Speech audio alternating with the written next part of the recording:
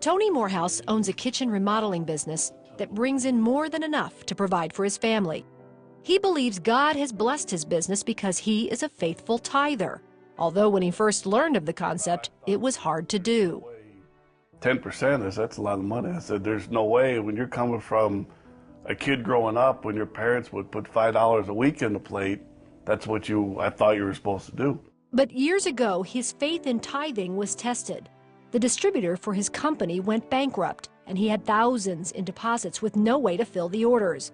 And his boss told him to keep taking deposits.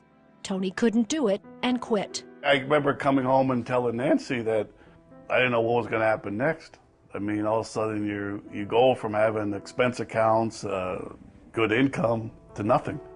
Tony admits stopping their giving seemed like the logical thing to do. That's something that has no formal signed obligation to.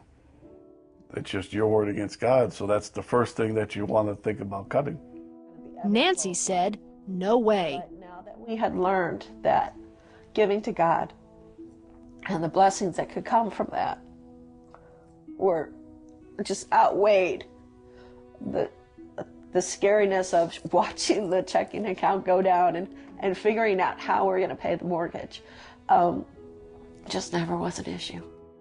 Nancy helped Tony call every client and explain what had happened, and together devised a plan. Tony had just gotten a job with a competitor, and he prayed that the new company would help him fulfill his back orders. The new boss was thrilled that he came on board with $200,000 in deposits, and they were happy to fill the orders. But during the months Tony was trying to clean up this mess, Nancy was getting a message, give more. I felt like every time I turned around, it was like somebody, Gordon or Terry or one of the hosts or the story was, you've got to do this, you've got to do it, you've got to do it. Or the good soil represents those who hear and accept God's message and produce a huge harvest. And I remember Nancy coming to me and said, I think we need to increase our pledge to CBN. And I looked at her, I thought that you've gone off the deep end. I said, there's no way. And she said that I think we need to become Chairman Circle members. By now, Tony had fulfilled his back orders and felt God was telling him to open his own business with a showroom. The pieces fell right into place. Today, the Morehouses have 2 showrooms, and their kitchen renovation business brings in $1.5 million in sales yearly.